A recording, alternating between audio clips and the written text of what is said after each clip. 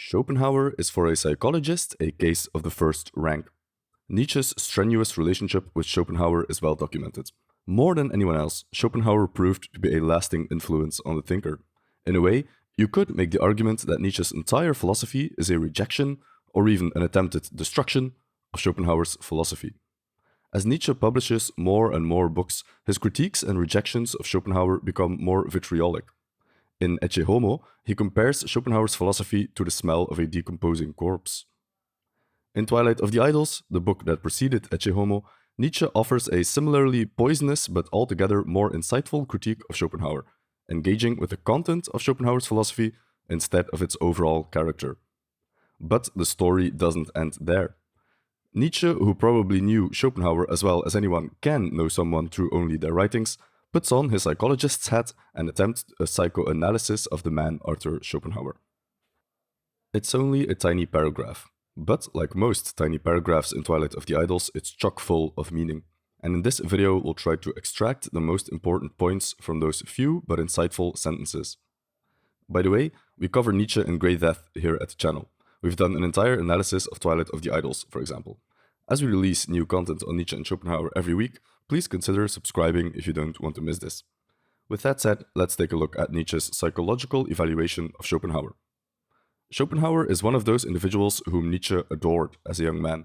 But, like most of the heroes of his younger years, Nietzsche would turn bitterly against them in the later years of his life and intellectual development. In Twilight of the Idols, Schopenhauer feels the full force of Nietzsche's poisonous pen. For example, see the cynicism in the following quote. One should not merely deny life with the world as will and representation, as Schopenhauer did. One should in the first place deny Schopenhauer. Strong words, for sure. But let's not forget, some 15 years earlier, the young Nietzsche wrote the following about his discovery of Schopenhauer's philosophy. I belong to those readers of Schopenhauer who know perfectly well, after they have turned the first page, that they will read all the others, and listen to every word he has spoken. My trust in him sprang to life at once, and has been the same for 9 years. I understood him as though he had written for me. Some people believe the reason for Nietzsche's complete 180 on Schopenhauer is not strictly due to intellectual reasons, but personal reasons as well. Maybe Nietzsche didn't want to stay a disciple of Schopenhauer for the rest of his career. Maybe he wanted to find his own voice, and like a rebellious teenager, he rejected his philosophical parent. Another theory holds that Nietzsche's personal problems with Richard Wagner prompted him to rethink his philosophy. Wagner's art is inextricably linked with Schopenhauer's philosophy. The influence of Schopenhauer's philosophy on Wagner's late operas really cannot be overstated. But Nietzsche had a falling out with his friend Wagner over personal matters, and, the theory goes, this prompted him to distance himself from the composer and subsequently to reject Schopenhauer's philosophy as well. Personally, I'm not sure how valid any of these theories are. I like to think that Nietzsche simply examined Schopenhauer's philosophy very closely, knew it better than almost anyone else at the time, and step by step came to a critique of it which ended in an almost total rejection. Maybe personal circumstances played a role in this transformation, and in fact they most probably have. But to attribute Nietzsche's change of mind entirely to personal matters seems disingenuous to me, and it downplays Nietzsche's intelligence. But now that the stage is set, we are ready to take a look at a short passage of Twilight of the Idols in which Nietzsche the psychologist attempts to analyze Schopenhauer the philosopher. Nietzsche accuses Schopenhauer of playing a trick with values, using his philosophy to turn that which is supposed to celebrate life into something that necessitates a denial of life. I mean as a malicious, though masterly attempt to enlist on the side of a general nihilistic depreciation of life the very forces which are opposed to such a movement. That is to say, the great self-affirming powers of the will to live, the exuberant forms of life itself. Nietzsche brings attention to what is to him a curious ironic twist in Schopenhauer's choice of language. Schopenhauer, the man who advocated for an ascetic life, for a withdrawal from the world, who believed that the world was a hellscape full of suffering without redemption, chose the term will to life to describe the world. But for Nietzsche, life is synonymous with growth, strength, overcoming, exercising power. When faced with the suffering of the world, Schopenhauer advocates for a withdrawal. He embraces asceticism as the ultimate ethical path, a life of prayer or meditation, fasting, abstinence, etc. Nietzsche, when faced with the same suffering world, has a different reaction. For him, suffering represents an opportunity for growth. Both philosophers recognize that the world is filled with pain and misery and suffering. The difference lies in their attitude towards it. One seeks to run and hide, the other wants the confrontation. When Nietzsche calls himself a psychologist, he is mostly interested in where this attitude comes from. A life-denying attitude, such as Schopenhauer's, he argues, is not the product of smart philosophical reasoning, but is rather a symptom of some kind of defect, of a disease. This disease he denotes with the term degeneracy. Nietzsche takes it for granted that the healthy way to view life is to see it as an opportunity for growth and self-overcoming. This attitude of Schopenhauer he dismisses as unhealthy. Keep in mind, he is not saying Schopenhauer is wrong, at least not in a logical or philosophical way. It's not about being right or wrong, it's about being healthy versus being sick. He calls Schopenhauer an interesting case for a psychologist because Schopenhauer is the final form, so to speak, of this pessimistic, degenerate attitude. But, to be clear, it did not start with Schopenhauer. Nietzsche traces the beginnings of this attitude all the way to Socrates, and even then, he acknowledges that a figure like Socrates was only possible in the Athenian society of his day. Socratic virtues were preached to the Greeks because the Greeks had lost virtue. Irritable, cowardly, unsteady, and all turned to play actors. They had more than sufficient reason to submit to having morality preached to them. If you're curious about how exactly Nietzsche believed Platonism and Socratic virtues led to Schopenhauer, you can watch our video on Nietzsche's critique of Plato for a deeper dive. Link in the description. What matters for this discussion is that Nietzsche believed that Schopenhauer represented the apex of a movement that traces its beginnings to the very start of Socratic philosophy itself. By analyzing Schopenhauer, he therefore analyzes the entire Western tradition from Plato onward. And what that means, in short, is that he analyzes the strange, unhealthy tendency to denote life as something bad, as a disease even. Let's take a look at his psychoanalysis of Schopenhauer again. Schopenhauer, as a malicious though masterly attempt to enlist on the side of a general nihilistic depreciation of life the very forces which are opposed to such a movement, that is to say, the great self-affirming powers of the will to live, the exuberant forms of life itself.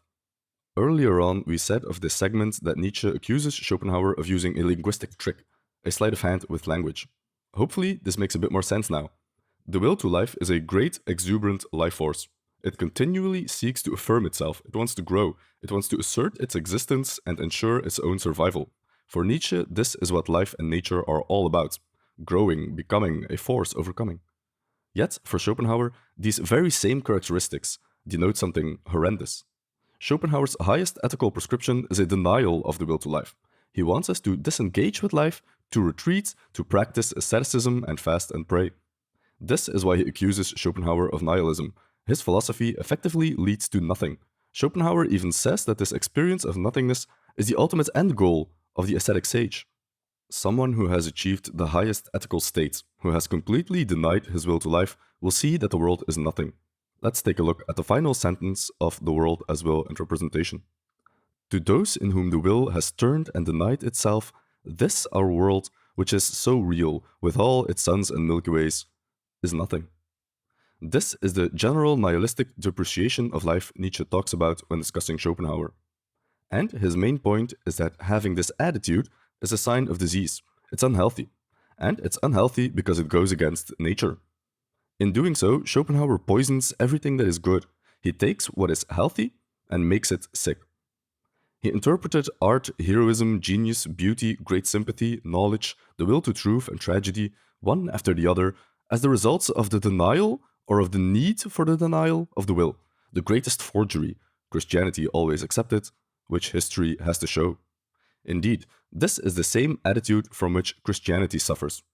Examined more carefully, he is in this respect simply the heir of the Christian interpretation, except that he knew how to approve in a Christian fashion, i.e. nihilistically, even of the great facts of human culture, which Christianity completely repudiates. Nietzsche gives an illuminating example in his analysis when he talks about the role of beauty in Schopenhauer's philosophy. Schopenhauer speaks of beauty with melancholy ardor. Why, in sooth, does he do this?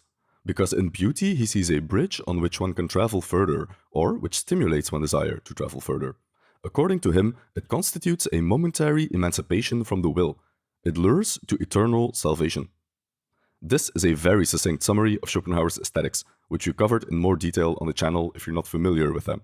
But in short, when we experience something beautiful, we get lost in that experience, And we temporarily forget that we are willing creatures, tethered to this material earth with our wants and needs and troubles and sufferings.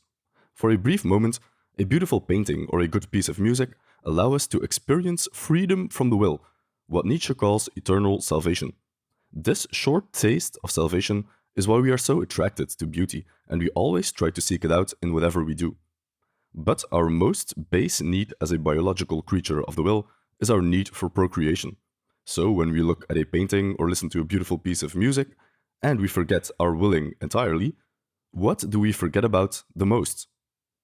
Our desire to procreate. In this way, the aesthetic experience is actually a denial of our drive for procreation. Or, in the words of Nietzsche, he values beauty more particularly as a deliverance from the burning core of the will, which is sexuality. In beauty, he recognizes the negation of the procreative instinct, singular saint. But Nietzsche is not done yet. Someone contradicts thee. I fear it is nature. Why is there beauty of tone, color, aroma, and of rhythmic movement in nature at all? What is it that forces beauty to the fore? Fortunately, too, a certain philosopher contradicts him, no less an authority than the divine Plato himself, so Schopenhauer calls him, upholds another proposition, that all beauty lures to procreation, that this is precisely the chief characteristic of its effects, from the lowest sensuality to the highest spirituality. With this, we hit upon one of Nietzsche's other terms, which is often used but difficult to define: nature.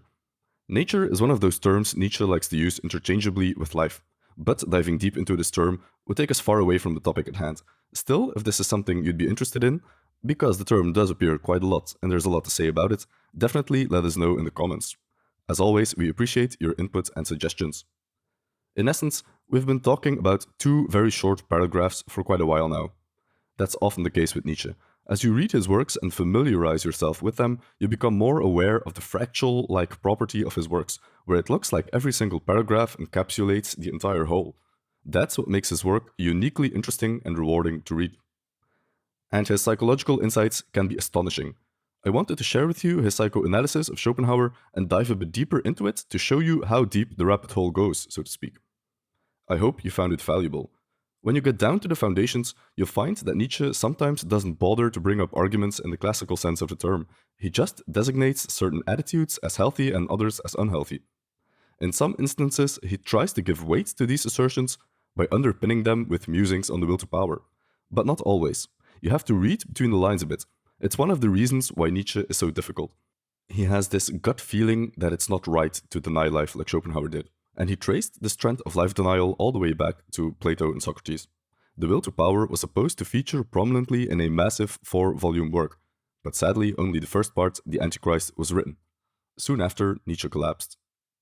As his philosophy stands, there are these illusions or assumptions that sometimes go unargued, but they tend to be very persuasively written, something at which Nietzsche, in my opinion at least, was a master. So, what do you think?